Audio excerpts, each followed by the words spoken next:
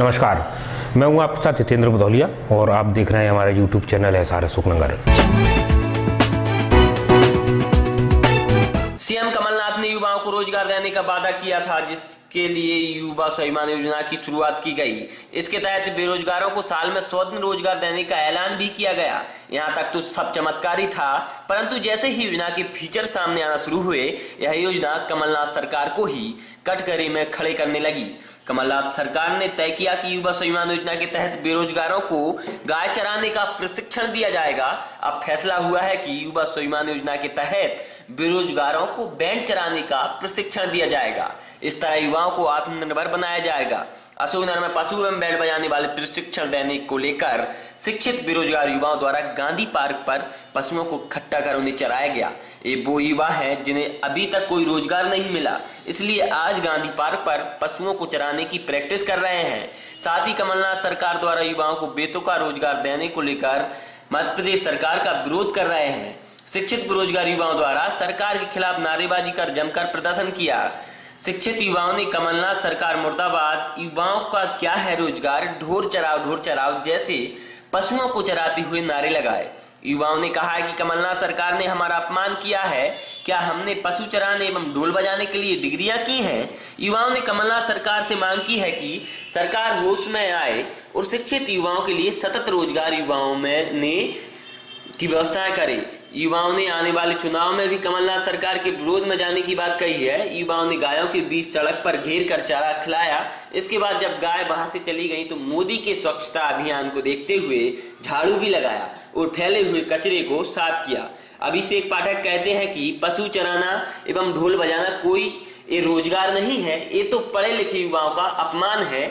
जो युवा बड़े बड़े शिक्षण संस्थानों से लाखों रुपए खर्च कर शिक्षा प्राप्त कर रहे हैं, वो क्या पशु चराने के लिए कर रहे हैं? कमलनाथ के ऐसे ही आदेश समाज को विघटन करने का काम कर रही है और ये समाज को पीछे ले जा रहे हैं। ये सरकार उन्नति की ओर नहीं, विनाश की ओर ले जा रही है। आज अशोकनगर के युवाओं के द्वारा कमलनाथ सरकार का जो वित्त का बयान आया है कि युवाओं को ढोर चलाने से रोजगार मिलेगा, उसी के उपलक्ष्य में आज अशोकनगर का युवा जो बेरोजगार भटक रहा है, जिसके लिए रोजगार के अवसर उपलब्ध नहीं है, वो ढोर चलाने के मजबूर हो रहा है। तो उसके उपलक्ष्य में आज हम सभी युवाओं ने गांधी पार्क पर एकत्रित होकर इस जो निरंकुश सरकार के लिए केवल युवाओं को मजाक उड़ाने का प्रयास कर रही है, उसके विरोध में ढोल चलाकर अपना विरोध दर्ज कराया। साथ साथ कमलनाथ सरकार बैंड बजाने, ढोल बजाने ऐसे बेतुके बयान देकर युवाओं का अपमान कर रही है। जो पढ़े लिखे युवा है, जो शिक्षित युवा है, उनका एक प्रकार से अपमान कर रही है। ये युवा तरुणा इसका आने वाली जो भी चुनाव होंगे कमलनाथ सरकार को जवाब देगी, क्योंकि युवाओं के इस भविष्य के साथ एक खिलवाड़ है। क्योंकि ढोल चलाना और बैंड बजाना कोई रोजगार का काम नहीं है। युवाओं को जहाँ IIT, IIM जैसे बड़े शिक्षक संस्थान पे जो पढ़ के आए, वो क्या ढोल चलाएंगे क्या? आज बच्चे लाखों रुपए खर्च कर रहे हैं अपनी एजुकेशन पे, वो क्या ढोल चलाने के लिए कर रहे हैं क्या? तो आज सभी युवाओं का यही मांग है कि कमलनाथ सरकार होश में आए और युवाओं के लिए एक सशक्त रोजगार की व्यवस्था करे। ऐसे ही कमलनाथ सरकार के ऐसे आदेश निरंतर ही समाज को विघटन करने का काम कर रही है और ये समाज को पीछे ले जा रहे हैं, उन्नति की ओर नहीं है, विनाश की ओर ले जा रहे हैं। कमलनाथ सरकार इसके सख्त कार्रवाई हो जाए। वह अच्छी शिक्षा प्राप्त करने के बाद रोजगार खोजने लगता है। अगर उन्हें अच्छी शिक्षा प्राप्त करने के बाद ही रोजगार न मिले तो वह रोजगार की श्रेणी में आता है। और केंद्र सरकार द्वारा युवाओं को रोजगार उपलब्ध न करा पाने से युवा दर दर भटक रहे हैं।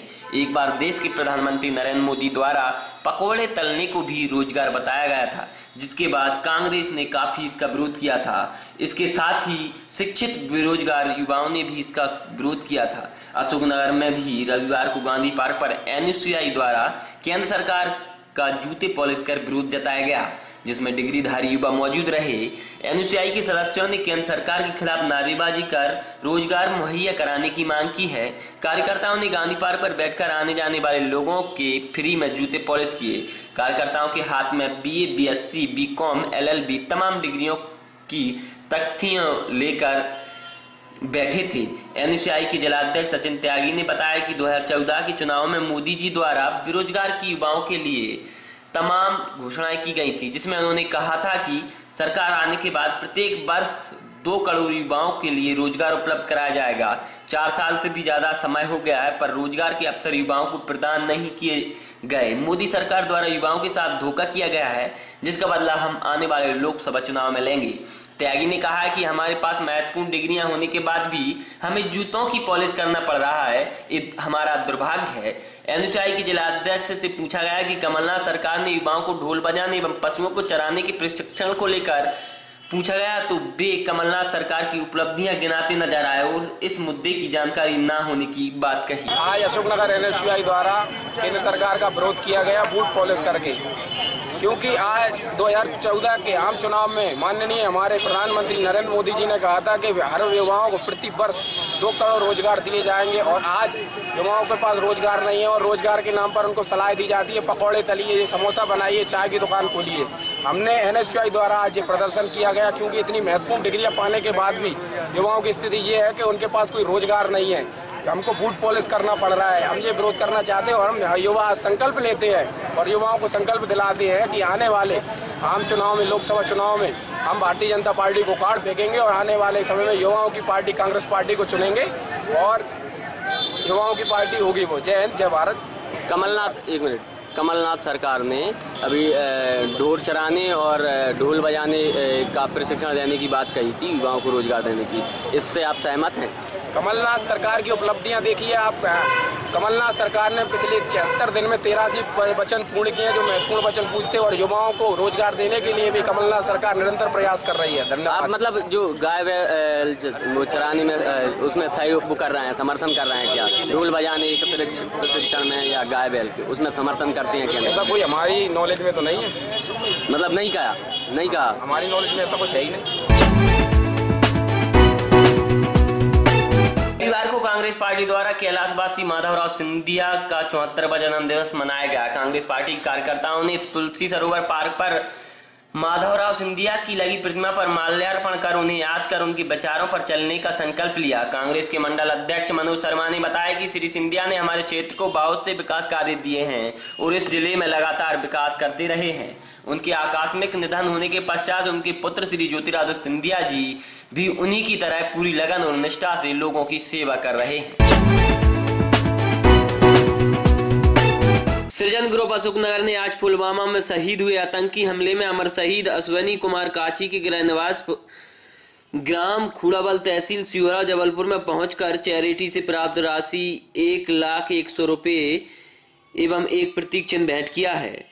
ज्ञात हो कि सृजन ग्रुप के सदस्यों ने पुलवामा हमले के बाद मध्य प्रदेश के शहीद हुए अश्विनी काची के परिवार के लिए आर्थिक मदद के लिए प्रयास किए थे और आम जनमानस के सहयोग से 200, 500, 1,000 रुपए आदि के माध्यम से 1,01,00,000 रुपए एकत्रित किए थे। एक शाम शहादत के नाम देशभक्ति गीत कार्यक्रम के माध्यम से भी यह सहयोग राशि परिवार के लिए एकत्रित की गई थी। नगर के सृजन ग्रुप के सदस्य अभिषेक चौधरी, रितेश जैन, आजाद, जुगल दुबे, कपिल रघुवंशी और सतीश चौरसिया ने जबलपुर के नजदीक उनके गांव पहुंचकर उन्हें 1,01,00,000 रुपए की सहयोग राशि और स्मृति चिन्ह भेंट की है। अश्विनी के परिवार में 4 भाई थे। अश्विनी सबसे छोटा था और अभी उसकी शादी की बात चल रही थी। बाकी तीनों भी मेहनत मजदूरी कर ऊना घर चलाते हैं। अश्विनी के पिताजी का कहना है कि अश्विनी अक्सर कहा करता था कि देखना एक दिन मैं तिरंगे में लिपट कर आऊंगा और तुम जिंदा रहते तुम्हारा नाम रोशन कर जाऊंगा। शहीद अश्विनी अपनी जन्मभूमि ग्राम खूड़ाबल से अकेले सैनिक थे।